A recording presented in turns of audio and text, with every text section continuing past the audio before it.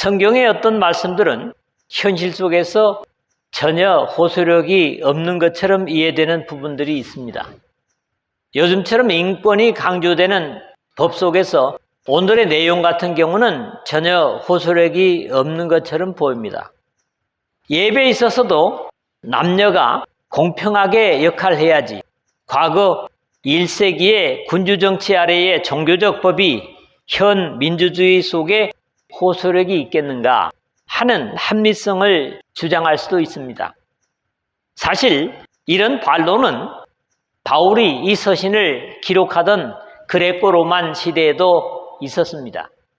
이런 반론을 의식한 바울은 자신이 사회적인 윤리 규범을 강해하는 것이 아니라 창조주요 구세주이신 하나님의 뜻을 전하는 것이기 때문에 이제 내가 사람들에게 좋게 하랴, 하나님께 좋게 하랴, 사람들에게 기쁨을 구하랴, 내가 지금까지 사람들의 기쁨을 구하였다면 그리스도의 종이 아니니라. 갈라디아서 1장 10절에 그렇게 답했습니다. 우리 대부분의 민주주의 체제에서 살고 있는 사람들도 태생에서 결정되어진 남녀 성의 차이는 말씀을 순종하고 받아들여야 할 신앙의 사람들은 차이라는 것이 있음을 인정할 수밖에 없습니다. 예를 들면 여성들이 남성들보다 중요한 역할의 차이는 생명을 잉태하여 생산할 수 있다는 역할 같은 겁니다. 지금 남녀의 성을 바꾸는 트랜스젠더 시대가 되었다고 해도 아기 출산은, 생명의 출산은 여자로 성을 바꾼 남자는 절대로 불가능한 진정한 여성만의 특권입니다. 이런 입장에서 여자들은 큰 소리 칠 수 있죠. 이렇게 세상 속에서는 일반적으로 바뀌고 허락되는 것들이 세상의 법이 아닌 하나님의 법으로 다스려지는 교회 속에서는 허락되지 않는 것들이 있을 수 있는데 이것을 잘못 이해하면 불평등이나 차별이라고 생각하는 것이 문제입니다. 특히 여기에서는 남자들에 대한 당부는 단 한 절밖에 되지 않는데 여자들의 예배에 참여하는 온 매무새와 내적 단장으로 구원에 이를 것을 7절에 걸쳐서 해설하고 있습니다.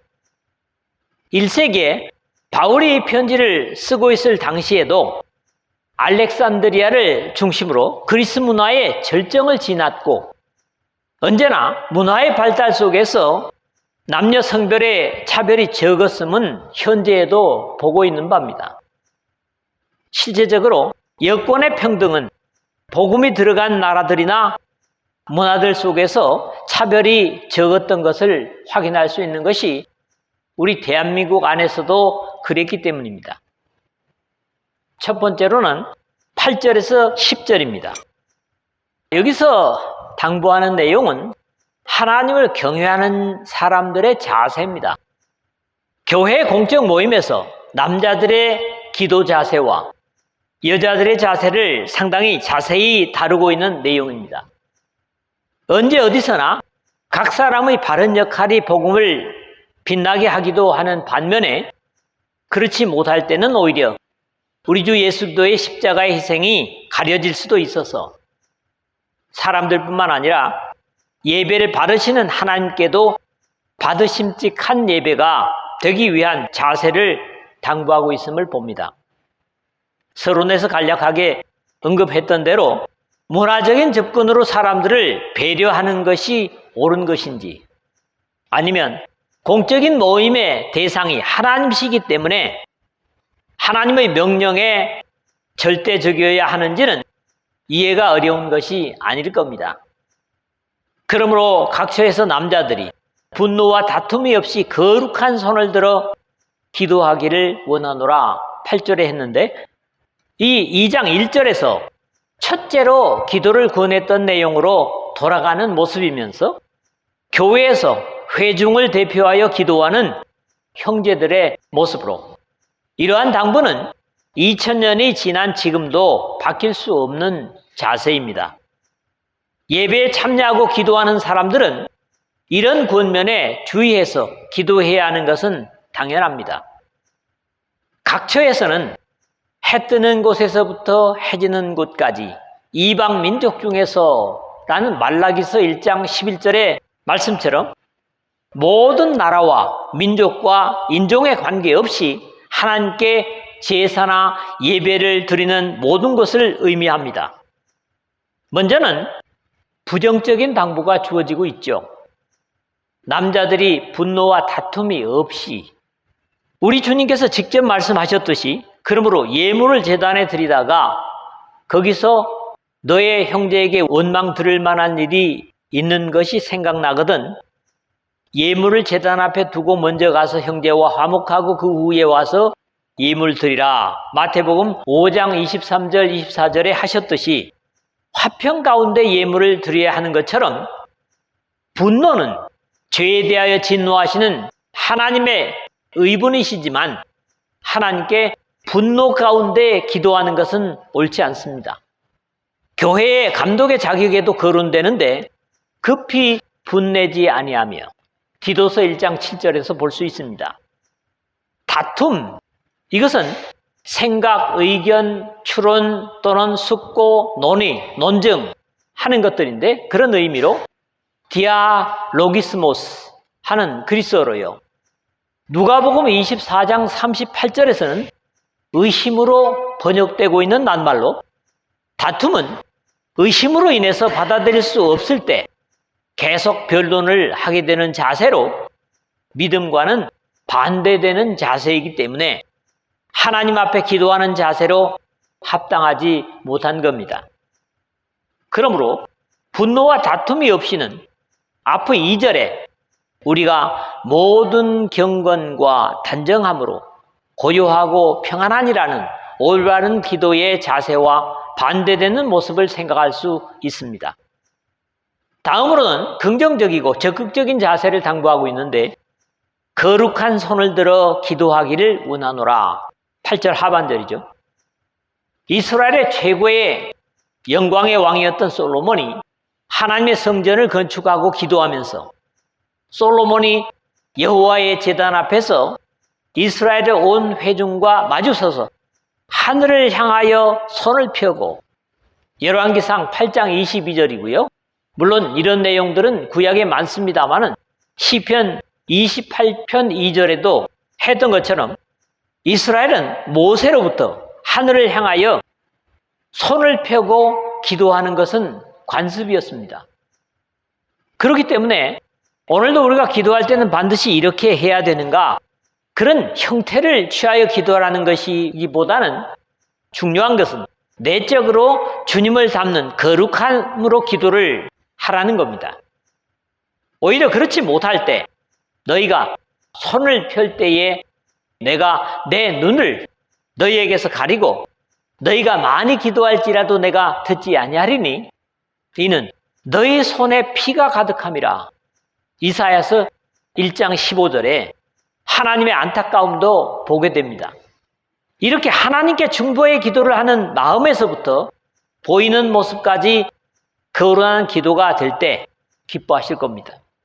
또 이와 같이 여자들도 단정하게 옷을 입으며 소박함과 정절로서 자기를 단장하고 따은 머리와 금이나 진주나 값진 옷으로 하지 말고 이제 9절에 그랬는데 이제 하나님 앞에 예배에 참여하는 여인들의 자세를 다루고 있습니다.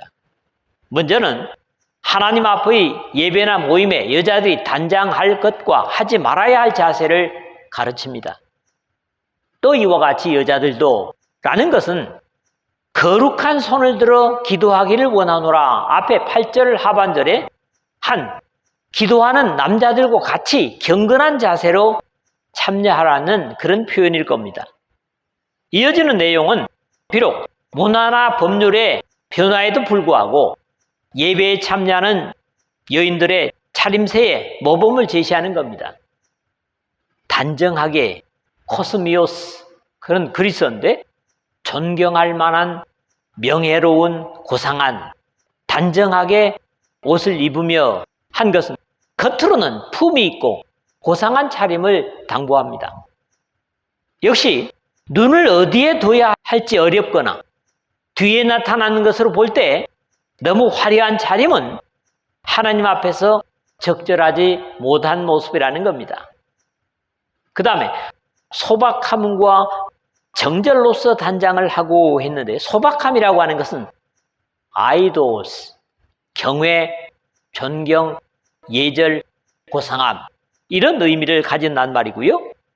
정절이라고 그랬는데 소프로시네 하는 그리스어로 마음의 건전함 또는 정신의 건전함, 또 신중함, 자제, 이런 것들입니다. 예배에 참여하는 여자들은 다른 사람들의 신경을 쓰기보다는 하나님 앞에서의 내적 매무새를 단정해야 함을 당부하고 있는 겁니다. 여기 중요한 것은 옷을 입으며 자기를 단장하고 한 것입니다. 이어지는 내용은 부정적인 삼가해야 할 모습을 경계하는 내용입니다. 따은 머리와 금이나 진주나 값진 옷으로 하지 말고 그랬는데, 따은 머리는 머리를 따지 말라는 말이 아니라 뒤에 연결되어지는 내용으로 볼 때 많은 비용을 들여서 너무 머리를 화려하게 꾸미려고 하지 말라는 것으로, 하나님은 화려하게 꾸민 외모, 머리를 보시는 것이 아니라 아름답게 믿음으로 단장한 마음을 보실 것이기 때문이라는 겁니다. 금이나 진주나 값진 옷으로 하지 말고 역시 사람을 의식하는 것이기 때문에 반대하는 것으로, 예배에서 자기 과시는 절대로 옳지 못한 자세이기 때문입니다. 이런 자세는 바울과 전혀 생각이 다른 베드로 사도조차도 꼭 같은 권면을 주고 있는 데서 우리가 주목해야 될 내용입니다. 너희 단장은 머리를 꾸미고 금을 차고 아름다운 옷을 입는 외모로 하지 말고, 베드로전서 3장 3절인데 여기 베드로 사도의 권면의 요척은 외모로 하지 말고 라는 경계입니다. 적절하지 못한 것은 지적한 후에 예배자로 합당한 자세를 다시 권면합니다. 오직 선행으로 하기를 원하노라. 이것이 하나님을 경외하는 자들에게 마땅한 것이니라. 10절인데요. 선한 행실은 믿는 여인들의 가장 아름다운 장신구라고 할 수 있습니다. 바울은 고린도 교회를 향하여 악한 동무들은 선한 행실을 더럽힌다. 고린도전서 15장 33절에 그렇게 경계했습니다. 여자를 교만하게 하는 것이 꾸민 아름다움이라면 존경받는 것은 덕스러움입니다. 이것이 하나님을 경외한다 하는 자들에게 마땅한 것이니라 했는데, 이 말은 더 이상 해설할 필요가 없이 예수 그리스도를 구세주로 고백하고 거듭난 하나님의 딸들을 이름일 겁니다. 베드로 사도 역시 같은 당부를 덧붙이고 있습니다. 오직 마음에 숨은 사람을 온유하고 안정한 심령의 썩지 아니할 것으로 하라. 이는 하나님 앞에 값진 것이니라. 베드로전서 3장 4절이죠. 이것은 비단 여자들뿐만 아니라 예배에 참여하는 성별이나 연령에 관계없이 모든 하나님의 백성들의 자세라고 이해함이 옳을 것입니다. 하나님은 보이지 않는 분으로 우리의 겉모양을 보시는 분이 아니라 중심을 보시는 분이시기 때문에 그에 합당한 예배와 섬김을 드려야 하는 것은 당연한 겁니다. 두 번째로는 11절에서 12절입니다. 앞에서는 예배의 자세에 있어서 남자들의 기도와 여자들의 품행을 지적했다면, 여기서는 적어도 주님의 교회 속에서 금지된 여자들의 자세를 거론하고 있습니다. 그럼에도 오늘날에 있어서는 오히려 문화나 사회의 변화가 하나님의 명령보다 교회들 속에 더 호소력이 있는 것 같은 것은 하나님의 금지 조항도 사람들을 좋게 하기 위하여 공공연하게 행해지고 있는 것을 더 합당하게 보고 또 일반적입니다. 여자는 일체에 순종함으로 종용히 배우라 11절 했는데, 바울은 이미 고린도 교회를 향하여 모든 성도가 교회에서 함과 같이, 모든 교회에서 모든 성도는 이렇게 이미 하고 있다 하는 말이죠. 여자는 교회에서 잠잠하라. 그들에게 말하는 것을 허락함이 없나니 율법에 이른 것 같이 오직 복종할 것이요. 만일 무엇을 배우려거든 집에서 자기 남편에게 물을지니 여자가 교회에서 말하는 것은 부끄러운 것이라. 고린도전서 14장 33절 하반절에서 35절까지 교회 질서를 가르친 바 있습니다. 물론 여기에서 집에서 자기 남편에게 물을지니라 하는 것은 불신의 남편에게 신앙의 문제를 물으라는 당부는 아닐 것이지만 주님의 몸된 교회에서 여자들이 잠잠해야 하는 것은 성경에서 들어 가르치고 있는 내용입니다. 물론 이러한 규례는 전체가 모이는 교회에서 당부되고 있는 것이지 가정에서 자녀들을 신앙적으로 지도하는 것을 금지하는 것은 아닙니다. 디모데후서 3장 14절이나 디도서 2장 3절 하반절을 참고하실 수 있습니다. 여자들이 신앙적인 교훈을 배우는 대상은 교회에서는 너희는 다 모든 사람으로 배우게 하고 모든 사람으로 권면을 받게 하기 위하여 하는 고린도전서 14장 31절 상반절에 바로 성경을 가르치는 교사로부터를 볼 수 있고, 집에서는 앞에서 인용한 것처럼 만일 무엇을 배우려거든 집에서 자기 남편에게 물을지니 고린도전서 14장 35절 상반절에 기록되어 있는 것을 볼 수 있습니다. 여성에게 있어서 순종은 신앙에서 미덕으로 나타납니다. 아내들이여 자기 남편에게 복종하기를 주께 하듯 하라. 에베소서 5장 22절이고요. 아내들아 남편에게 복종하라. 이는 주 안에서 마땅하니라. 골로새서 3장 18절이고 아내들아 이와 같이 자기 남편에게 순종하라. 베드로전서 3장 1절 상반절입니다. 배움도 사실 순종이 없이는 불가능합니다. 여자가 가르치는 것과 남자를 주관하는 것을 허락하지 아니하노니 오직 조용할지니라 12절인데 이것도 교회의 모임 속에서의 질서입니다. 사회의 휴머니즘에서 이것을 불평등이라고 할 수 있지만 남녀를 있게 하신 하나님의 창조의 비달에서 이것이 순종되어야만 합니다. 특히 남자를 주관하는 것은 교회 속에서는 하나님께서 허락하지 않으셨습니다. 바울은 그러나 나는 너희가 알기를 원하노니 각 남자의 머리는 그리스도요 여자의 머리는 남자요 그리스도의 머리는 하나님이시라. 고린도전서 11장 3절에 질서를 분명히 하기 때문이고 그 이유를 이제 다음 절에서부터 설명하고 있습니다. 세 번째로 13절에서 15절입니다. 이유 없는 어떤 명령은 성경에 주어지지 않습니다. 여자들이 교회의 모임에서 잠잠하고 남자를 가르치거나 주관할 수 없는 이유를 창조의 질서에서 그리고 타락해 된 이유에서 지적하고 그런 것들이 인간적인 입장에서 해산하는 고통과 같은 아픔일 수도 있지만 그럼에도 순종함으로 구원을 완성하라는 당부를 주고 있습니다. 그것은 인간적 합리주의가 아니라 하나님의 창조와 구속에서의 질서이기 때문에 지음을 받고 에덴에서 쫓겨난 인류를 다시 희락의 나라인 하나님의 나라로 회복해가는 교회의 질서라고 해야 옳을 것입니다. 이는 아담이 먼저 지음을 받고 하와가 그 후며 13절인데 창조의 질서를 얘기하면 그것은 수천 년 전에 고리타분한 이야기라고 치부해버릴 수도 있지만 이것이 태초에 우리 사람을 있게 하신 창조주 하나님의 명령이기 때문에 지금도 여자만이 생명을 낳을 수 있는 것이 바뀌지 않는 것처럼 역시 사람 간의 근본적인 질서라는 데 수긍할 수밖에 없습니다. 바울은 고린도전서 11장 8절에서 남자가 여자에게서 난 것이 아니요 여자가 남자에게서 났으며 다시 12절에 이는 여자가 남자에게서 난 것 같이 남자도 여자로 말미암아 났음이라 함과 같이 창조에서는 남자가 먼저 지음을 받았지만 번식의 방법에서는 첫 창조 이후로는 남자가 여자에게서 납니다.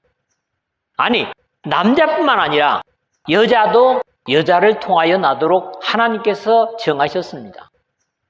아담이 속은 것이 아니고 여자가 속아 죄에 빠졌음이라 14절인데, 타락의 과정을 말할 때 많은 이론이 있을 수 있지만 흔히 아담을 거론하는 것은 복음 속에서도 사실입니다.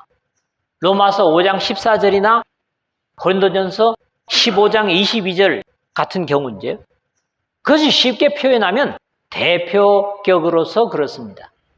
그럼에도 하와는 아담의 지도를 받지 않고 아담을 제외한 채로 뱀과 타협했고, 주님의 말씀을 어긴 후에 아담까지도 불순종의 죄를 범하도록 유혹하여 범죄케 하고 말았습니다. 이런 희락의 동산에서 쫓겨나게 만든 장본인이 하와, 즉 여자였기 때문에 우리 주 예수 그리스도의 십자가의 희생을 통해서 하나님의 영광으로 회복하게 하려고 주신 교회 속에서는 이 하와의 모습, 여자들이 앞설 수 없다는 논리를 생각할 수 있는 겁니다. 또 이 역사의 마지막이 다가올수록 어둠의 세력이 에덴에서 뱀처럼 더 많은 유혹 속에 있는 교회들에서 약한 여자들이 대표격으로 역할을 한다면 그리스도의 희생의 순결을 지켜갈 수 없을 것이기 때문이라는 이해로도 이 말씀을 생각해 볼 수 있습니다. 다시 말하거니와 이것은 남녀 평등의 격으로 다룰 문제가 아니라 진리와 생명의 문제로 접근할 필요가 있습니다. 사람의 수준에서가 아닌 창조주요 구세주이신 예수 그리스도의 희생의 유효함에서 다루어져야 할 것입니다. 이제 그런 이유에서 여자들이 구원을 누릴 자세를 분명히 해주고 있는 내용이 오늘 마지막 구절입니다. 그러나 여자들이 만일 정숙함으로써 믿음과 사랑과 거룩함에 거하면 그의 해산함으로 구원을 얻으리라 그랬습니다.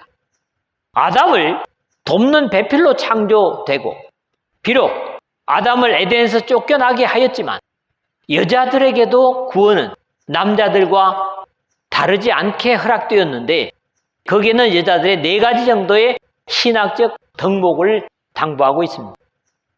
그 첫째가 정숙함으로인데 여자들이 공적 모임에 참여할 때의 자세에서 정절로서 자기를 단장하고 9절에 앞에 했던 내용과 같은 낱말이 먼저 등장합니다. 결국 자매된 그리스도인들에게 정숙이나 정절은 가장 아름다운 신앙적 덕목인 것으로 보여집니다. 여자들에게 하나님을 가장 구체적으로 의식하는 자세가 마음을 신중히 가지고 보이는 모습의 꾸밈을 자제하는 자세로 고요히 자신 속에 하나님의 임재를 기대하는 모습입니다. 믿음과 사랑은 대부분 같이 나타나는 것이 보통이죠. 거룩함에 거하는 것은 성별 또는 드려진 성화, 정결함 그런 의미로서 하기스모스 그런 낱말이 쓰여져서 이 거룩함이라는 것이 주로 성경과 교회의 기록들에만 사용된 표현들입니다. 거룩함에 거하면 이라는 표현은 거룩함 안에 머물다 라는 의미로 계속 성별된 자세로 두여진 상태로 살아감을 의미하는 모습입니다. 이 4가지의 배열에도 의미를 둘 수 있는 것이 믿음과 사랑과 거룩함 그리고 마지막이 정숙함이 쓰여지고 있어서 믿음과 사랑으로 구별되고 거룩하게 되고 그런 결과가 정숙함인 것이 이 그리스 원문의 배열이고 또 이 4가지 안에 머무른다면 이라는 의미로 이해할 수 있습니다. 그리고 이 4가지는 하나님을 경외함으로 가능한 것이지 인간적인 관계 속에서 노력으로 가능한 것이 아닙니다. 그의 해산함으로 구원을 얻으리라 15절 했는데 세상의 허영이나 사치 그리고 자기 과신이 아닌 이 4가지의 덕목 안에 머무는 것 자체가 인간적으로는 해산하는 어려움이 될 수도 있을 거라는 겁니다. 이 해산은 말 그대로 테크노고니아, 아이를 낳는다는 말입니다. 출산이라는 말이죠. 갈라디아서 4장 19절이나 데살로니가전서 5장 3절을 참고할 수 있습니다. 교회 속에서 남자의 위치와 다르게 당하는 불이익 같은 모든 것들을 감수해야 하는 것이 결코 쉬운 일은 아니지만 교훈을 순종함으로 결국 남자들과 같이 구원을 함께 누릴 수 있다는 데서 해산하는 고통과 다르지 않은 겁니다. 결론을 맺겠습니다. 교회는 사람에게서 계획된 것도 아니요 사람이 스스로 만들 수 있는 것이 아닙니다. 타락한 인류를 다시 영광으로 불러들이기 위하여 창조주이신 하나님께서 범죄하기 이전부터 창세 전부터 예정하시고 계획하시고 마침내 독생하신 하나님의 아들의 희생을 통해서 이루신 거룩한 기관으로 세상에 있지만 세상의 이치가 적용되지 않는 신령한 기관입니다. 아멘이 됩니까? 그런 이유에서 이 교회에서는 사람을 의식하기에 앞서 하나님의 법과 명령이 우선입니다. 결국 사람을 좋게 하려고 하나님의 법을 버린다면 사람끼리는 좋을 수 있겠지만 그 단체에는, 그 기관에는 하나님께서는 인정하지 않으실 겁니다. 예수 그리스도를 머리로 한 거룩한 공동체인 교회 속에서 기도하는 사람조차도 사람들의 귀를 즐겁게 하는 듣기 좋은 기도보다는 하나님을 영화롭게 높이고 주님의 의향을 찾는, 뜻을 찾는 자세가 되어야 할 것입니다. 오늘날 여자들이 교회의 중요한 직책을 나누어 가지는 것이 점점 확산되어 가고 있는 추세입니다. 소위 말하는 보수, 성경을 지킨다고 하는 교회들도 점점 이제는 여기서 자유하려고 합니다. 그럼에도 그것은 성경이 가르치는 것과 반대인 종교의 문화와 사회와의 타협입니다. 그런 입장에서 이것은 합리적이지 못한 것이지만 믿음의 문제입니다.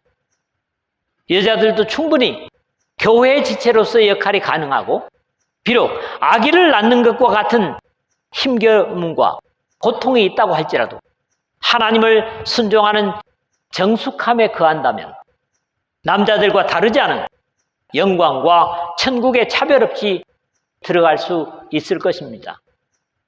이것이 하나님의 약속입니다. 우리 이성적으로 이해되지 않는다고 할지라도 믿음으로 수용하고 순종한다면 나중에 하나님 앞에 감사의 이유가 될 수도 있을 것입니다. 믿으시길